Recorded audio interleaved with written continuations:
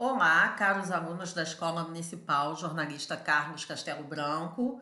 Aqui é a professora Noemi Cecília, de língua portuguesa, falando para os alunos do oitavo ano. E esse é o exercício 2 de língua portuguesa, para o oitavo. Então, temos aí 15 questões. Primeira questão, acompanhem comigo, questão 1. Grande Porto Alegre tem 1.500 desabrigados. As chuvas deixaram 1.500 desabrigados na região metropolitana de Porto Alegre. Ontem, 40 famílias tiveram que sair de suas casas no bairro Serraria, na Zona Sul, invadidas pelas águas do Rio Guaíba, segundo a Defesa Civil. O maior problema se localiza na Ilha Grande dos Marinheiros, onde há rebanhos ilhados. Já na Ilha da Pintada, o deslocamento dos moradores era feito com água pelo joelho ou em barcos. Jornal da Tribuna de Minas. E a pergunta é o assunto principal do texto. O assunto principal do texto é. Então, qual é o tema do texto? Se alguém te perguntasse, você está lendo uma notícia? E você respondesse, sim, eu estou. Essa notícia fala sobre o quê? E você tivesse de responder em uma única frase. Que frase seria essa? Essa frase é a resposta de uma das alternativas aqui, ok? Bom, leia o texto e responda as duas próximas questões. Olha como esse texto é interessante aqui do Luiz Fernando Veríssimo, um grande cronista brasileiro. Dois homens tramando um assalto. Valeu, meu irmão. Tu traz o berro que nós vamos render o caixa bonitinho. Engrossou, enche o cara de chumbo pra arejar. Podes crer, servicinho maneiro. É só entrar e pegar. Tá com a máquina aí? Tá na mão. Aparece o guarda. Ih, sujou! Disfarça, disfarça! O guarda passa por eles. Discordo terminantemente. O imperativo categórico de Hegel chega a Marx, diluído pela fenomenologia de Feuerbach. Pelo amor de Deus, isso é o mesmo que dizer que Kierkegaard não passa de um Kant com algumas sílabas a mais, ou que os iluministas do século XVIII. O guarda se afasta. O berro tá recheado? Tá, então vamos lá. Então vocês perceberam aí, né? Como eu falei, Luiz Fernando Veríssimo, vocês perceberam aí que nós temos dois interlocutores e eles usam linguajar entre eles e quando o guarda passa para disfarçar, eles usam um outro linguajar, né? Uma outra maneira de falar. Então, o texto alterna passagens cultas e formais, que é aquela que nós usamos em momentos específicos de formalidade, com passagens populares e de gírias, que é aquela que nós vamos usar com amigos. É claro que aqui está num nível bem alto, né, de passagem popular e de gíria. Não é que nós falemos dessa forma. Então, assim como ele também colocou num nível bem alto de passagem culta. Isso daqui é uma crônica, então é realmente para ser engraçado, para debochar de uma situação cotidiana, né? Então, é essa a intenção da crônica. Então, aqui a gente tem um grande exagero da passagem culta e formal, assim como um grande exagero da passagem popular e de gíria. Então, a alternativa que reúne exemplos de gírias é. Então, temos aqui 5 alternativas e eu quero que vocês marquem a que tem em que as duas palavras são gírias, ok?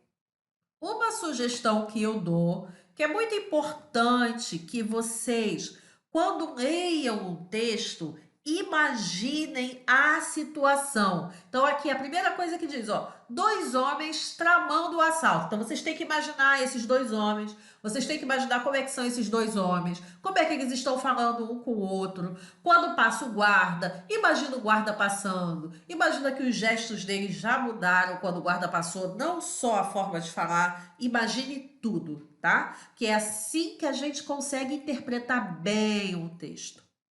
Questão 3. Os presentes no texto indicam a opinião de cada um dos personagens. Os presentes não, desculpa, gente. Os travessões, né? Então, essa marcação aqui, que a gente tem bastante travessão no texto. Para que serve essa pontuação? Então, eu quero que vocês me digam. O travessão ele serve para opinião, fala, esclarecimento, discordância ou marca. Ok? Questão 4. Como 2 mais 2 são 5? Goleiros, atenção! A revista New Science garante ter descoberto uma fórmula que pode ajudá-los na defesa do pênalti. Isso se o cobrador for destro.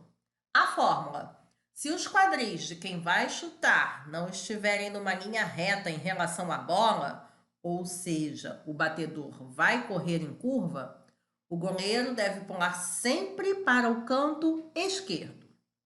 Se os quadris do cobrador estiverem sempre alinhados, a bola vai para o canto direito. Se o cobrador for canhoto, paciência. O enunciado "se o cobrador for canhoto, paciência" indica que se o cobrador de pênaltis for canhoto, aí é uma questão, gente, de interpretação mesmo, né? O que significa esse paciência aí, tá bom? Vamos à questão 5. Relíquias do fundo do mar. Qual garoto já não sonhou com a aventura de encontrar um galeão no fundo do mar? Muitos sonharam, mas Francisco Gordilho e José Rebelo, mergulhadores profissionais, realizaram este sonho. Aqui, em 1973, eles encontraram o Sacramento a 28 metros de profundidade, na Baía de Todos os Santos, em Salvador. Em Salvador, Bahia. Como eles, outros mergulhadores têm encontrado relíquias do século XVII na Bahia. Presume-se que sob as águas estejam os restos de 70 navios, 12 dos quais já foram localizados. Na lista das preciosidades está o navio que trouxe ao Brasil Diogo Álvares Correia, o Caramuru, afundado em 1510. Mas tudo isso pode se perder por falta de recursos para a exploração. Nova escola. Pergunto a vocês: leram imaginando a situação? Leram imaginando aqui os dois mergulhadores, o Francisco Gordilho e o José Rebelo, no fundo do mar? Sempre que vocês forem ler qualquer coisa, imaginem. Na frase, presume-se que sob as águas estejam os restos dos 70 navios, enfim, é para vocês indicarem o que significa essa palavra, presume-se, tá bom? Questão 6. A raposa e o espantalho. Uma raposa entrou na casa de um ator, ficou remexendo em seus pertences e encontrou uma cabeça de espantalho muito bem feita. Tomou-a entre as patas e exclamou: "Que bela cabeça! Mas é oca!" O mesmo se pode dizer das pessoas belas, mas sem inteligência. Bem, fábulas são narrativas que contêm uma moral, ou seja, um ensinamento para o leitor. Então, temos aqui uma fábula. A fábula geralmente ela tem animais ou seres inanimados, né? E aí ela passa uma moral. Algumas fábulas colocam a moral embaixo. Qual é a moral da história? Nesse caso aqui, a gente não tem embaixo a moral da história. É você que vai dizer qual é a moral dessa fábula. O importante na vida é ser belo, a cabeça é a parte principal do corpo, a beleza é vazia sem inteligência, ou pessoas belas sempre são inteligentes. Questão 7. Olha, é qualquer tipo de texto que nós temos de imaginar. Não precisa ser apenas um texto narrativo, como foi o caso da crônica do Luiz Fernando Veríssimo, ou agora a da fábula. Qualquer tipo de texto, a gente tem de imaginar a situação. Notem aqui, questão 7. A venda de produtos e serviços se desenvolveu enormemente nos últimos 25 anos. Hoje, se uma empresa não tem uma boa imagem, não causa boa impressão à primeira vista, e isso irá certamente refletir em sua receita. Desde que nascemos, começamos a nos acostumar com o mundo de símbolos e logotipos. Esses símbolos são úteis a quem produz, vende ou consome, porque distinguem e identificam a marca num contexto complexo e global. Permitem também a sua divulgação de forma racional, reduzindo o tempo necessário à concretização de negócios. Antigamente, os compradores solicitavam a espécie de produto de que necessitavam aos vendedores. A marca era indicada por estes.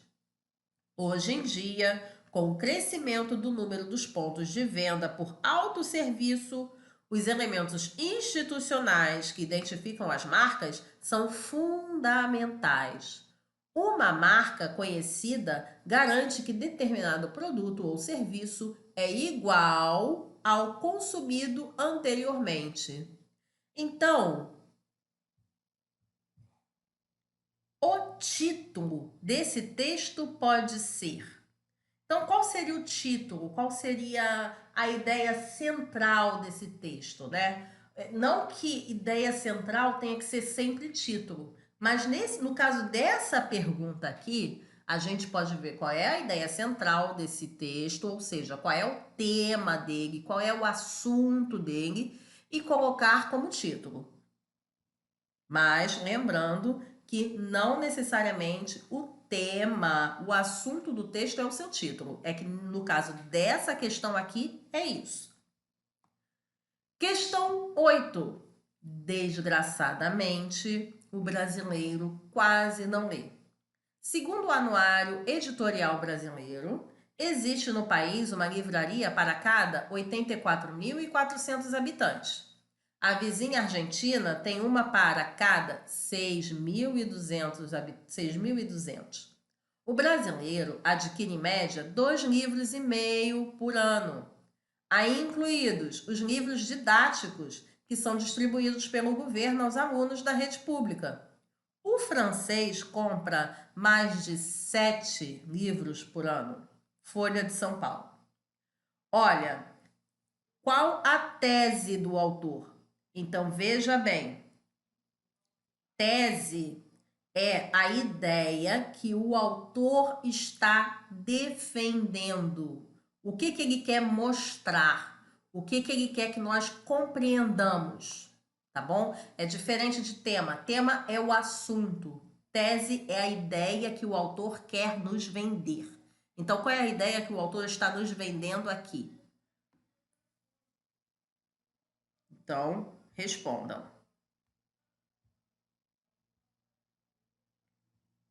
Questão 9. Rondó do capitão João Ricardo e Manuel Bandeira. Bom balalão, senhor capitão, tirai este peso do meu coração.